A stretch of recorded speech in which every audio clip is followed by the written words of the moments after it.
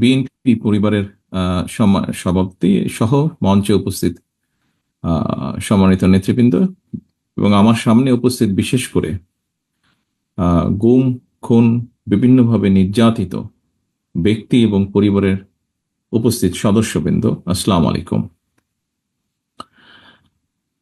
আজকে আহ, আমরা এমন কতগুলো মানুষ অথবা এমন কতগুলো মানুষের পরিবারের সদস্যদেরকে নিয়ে একটি অনুষ্ঠান করছি, যাদের ত্যাগ, আত্মত্যাগের কারণ হচ্ছে আমাদের এই আজকের মুক্ত বাংলাদেশ। বিগত 16-17 বছর যেই পরিবারগুলো বিভিন্নভাবে আত্মত্যাগ করেছেন, বিভিন্ন সদস্য নির্যাতিত হয়েছেন বা সদস্যদেরকে হারিয়েছেন, এখানে উপস্থিত এমনও ব্যক্তি আছেন যারা নিজেরা পর্যন্ত নির্যাতিত হয়েছেন, গুমের শিকার হয়েছেন। এই মানুষগুলোর আত্মত্যাগের কারণেই কিন্তু আজকের এই মুক্ত বাংলাদেশ, যেখানে কোটি কোটি মানুষ কম বেশি মুক্তভাবে শ্বাস নিতে পারছে। আজকে যেই পরিবারগুলো আপনারা আজকে উপস্থিত হয়েছেন, যাদেরকে আপনারা বিভিন্নভাবে হারিয়েছেন, হারানোর মূল কারণটি কি ছিল? কারণটি ছিল এই দেশের মানুষের রাজনৈতিক অধিকারকে প্রতিষ্ঠিত করা। এই দেশের মানুষের রাজনৈতিক অধিকারের পাশাপাশি অর্থনৈতিক অধিকারকেও প্রতিষ্ঠিত করা। সংক্ষেপে বললে মানুষের অধিকারকে প্রতিষ্ঠিত করা, যেটি ছিনিয়ে নেওয়া হয়েছিল।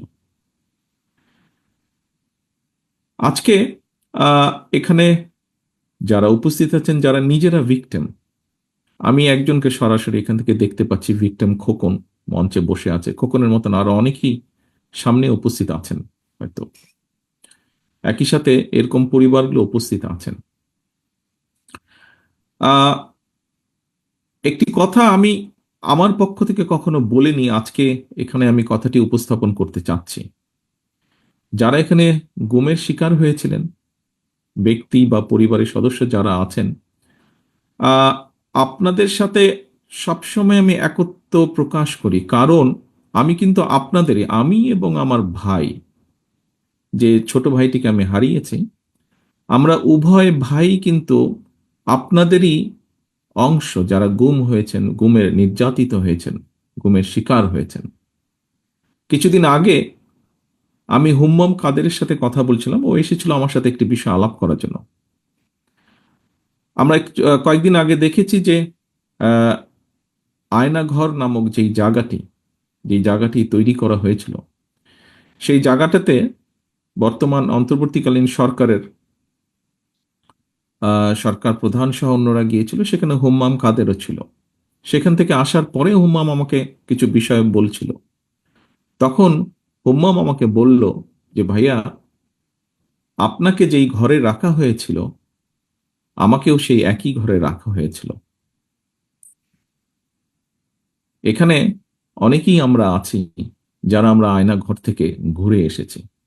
অনেকেই আমরা আছি যারা আমরা আয়না ঘরে অত্যাচারিত হয়েছি। এখানে অনেকেই আছেন যাদের স্বজনেরা আয়না ঘরে গিয়েছেন, আয়না ঘরে অত্যাচারিত হয়েছেন। কেউ হয়তো ফিরে এসেছেন, কেউ হয়তো ফিরে আসেননি। একজন রাজনৈতিক কর্মী হিসাবে, একটি রাজনৈতিক দলের সদস্য হিসাবে,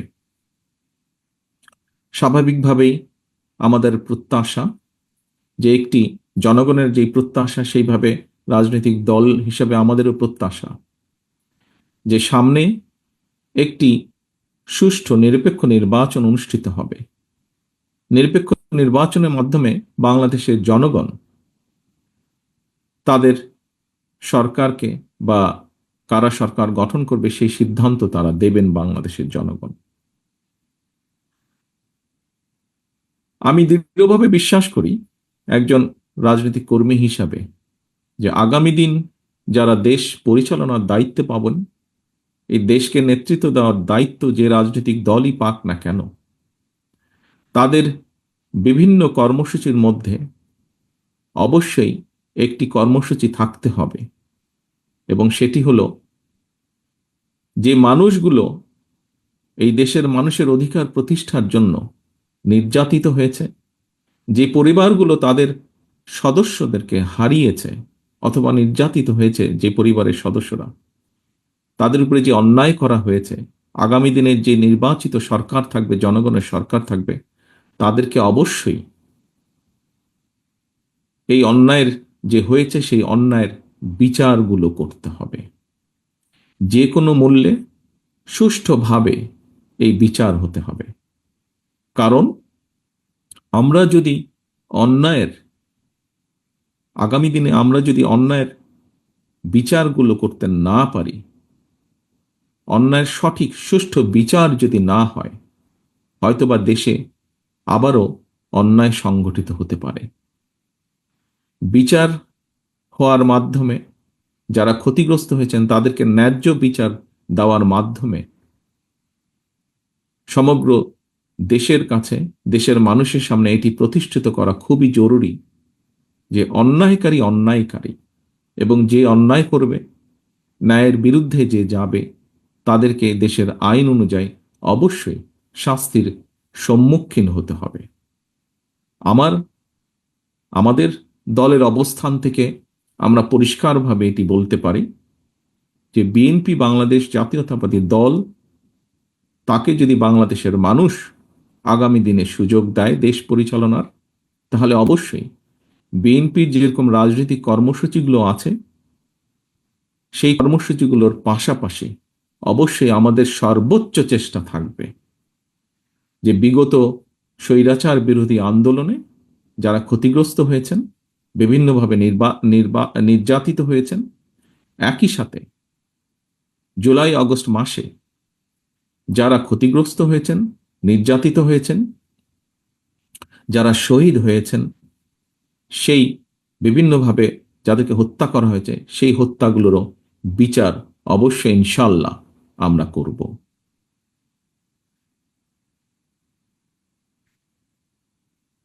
সামনে উপস্থিত শহীদ পরিবারের সদস্যবৃন্দ, উপস্থিত নির্যাতিত ব্যক্তিবর্গ, আপনাদেরকে আমি আজকের এই ইফতার মাহফিলে একটি অনুরোধ বা আহ্বান রাখতে চাই আপনাদের কাছে। আপনারা দয়া করে হতাশ হবেন না, আশা রাখবেন। আমরা এতটুকু যখন এসেছি, ইনশাল্লাহ আমরা সামনের পথটুকু পাড়ি দিতে সক্ষম হব। আমরা যদি সকলে ঐক্যবদ্ধ থাকি, আমরা যদি সকলে অন্যায়ের বিরুদ্ধে সোচ্চার থাকি, অবশ্যই আমরা সক্ষম হব এই অন্যায়ের বিচার করতে। এবং আমি মনে করি, দৃঢ়ভাবে আমি বিশ্বাস করি, বাংলাদেশের গণতন্ত্রের পক্ষের যতগুলো রাজনৈতিক দল আছে, সবগুলো দল আমি দৃঢ়ভাবে বিশ্বাস করি এর সাথে দ্বিমত পোষণ করবেন না।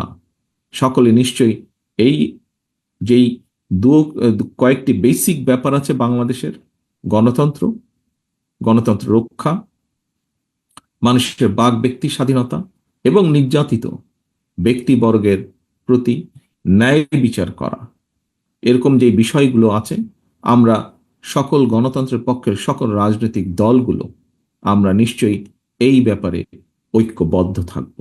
এই ব্যাপারে নিশ্চয়ই আমাদের মধ্যে কোনো দ্বিমত থাকবে না। পরিশেষে আমি আবারও